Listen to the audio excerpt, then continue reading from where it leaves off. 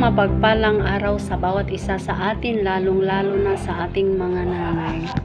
Our emphasis sa ating Petals of Faith for the month of August ay industrious or industriousness. Industriousness is defined as the quality of being industrious according to Google, which means actively engaged in work or activity, habitually busy or diligent. Kung pinag-uusapan ang pagiging industrious, naaalala ko kaagad ang verse doon sa Proverbs chapter 6 verse 6. Ito ang isa sa pinakaunang natutunan kong memory verse mula sa pagkabata ko. Sabi doon sa Tagalog, tingnan mo ang mga langgam, ikaw na taong ubod na tamad. Pamumuhay niya'y masdan mo at nang ikaw ay mamulat. Sabi naman sa English, gusto ko kasi sa English, go to the ant, you sluggard. Consider her ways and be wise. Sa mga Ilocano naman sabihin, kakan kuton sika anasadot, utubam dagiti daldalan na kat sumirib ka. Naobserbahan naman siguro lahat kung paano magtrabaho ang mga langgam. Nakaka-inspire silang tingnan ang kanilang unity or diligence. They actively work. Hindi pala sila natutulog. Nag-iidlip lang sila day and night. Kaya pala pag may nakikita akong langgam, laging naglalakad. Hindi siya nananatili sa isang lugar. Hindi naman yung to the point na hindi tayo natutulog, pero ang verse na ito ay para sa mga tamad. Wala naman sigurong Wesleyan nanay na tamad. Pero it just encourages us to continue doing what we should be doing bilang isang nanay. Kahit saang area, anuman ang ginagawa mo, anumang trabaho yan, let's be passionate and diligent sa ating mga trabaho.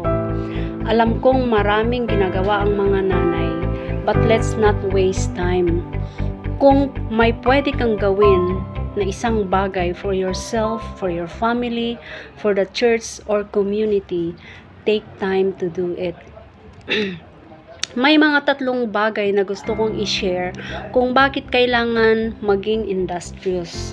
First is, kailangan maging industrious because it benefits you and others. Ikaw mismo, sarili mo, ang makikinabang kung masipag ka. Physically, emotionally, spiritually ay makikinabang. At proud ang sarili mo sa sarili mo kung masipag ka. It also benefits others. Your family, kung masipag ang ina, hindi magugutom ang mga anak. Yung mga langgam, hindi lang para sa kanila ang mga iniipon nilang pagkain, para sa lahat. Kaya kung masipag ang isang nanay, makikinabang ang kanyang pamilya, the church, the people around. It's a blessing if others are benefiting from you. Nakaka-bless pag may nabibless sa ating buhay. Example, nakita ng iba na ang linis ng bahay mo or ang linis-linis ng mga kaldero mo. Sabi niya siguro sa isip niya, sana all. O di ba? Nahiya siya sa sarili niya at yun, naglinis na nga siya. Kaya kung masipag ka, magbe-benefit ang iba. Pangalawa, it's important to be industrious because it is a command. Di ba ang sakit na mapakinggan ang salitang tamad? Ouch! Kasi po, opposite ang industrious ay tamad. Go to the ant. Ang salitang go ay command. It is imperative. It's not an option to be industrious, lalo na sa ating mga nanay. Kung may mga anak ka, hindi pwede maging tamad, lalo sa mga nag-aaral. Kung may mga anak kang nag-aaral, sabi sa 2 Thessalonians 3:10, for even when we were with you, this we commanded you, that if any would not work, neither should he eat. Na-appreciate ko na ang mga nanay na multi-talented. Ang gagaling nilang gumawa ng mga bagay na pwedeng ibenta, like magluto kung ano-ano.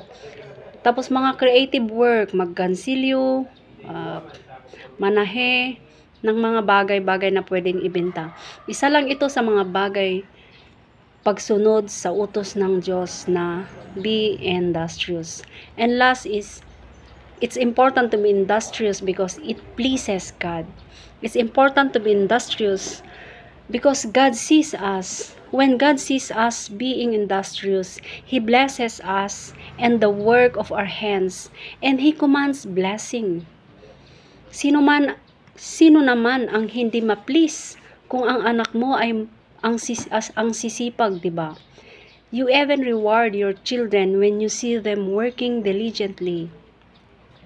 Pero kung nakikita mo lang sila nagse-cellphone maghapon, aray, ang sakit pa sa ulo. Nalulungkot ka kung ang anak mo ay walang ginagawa.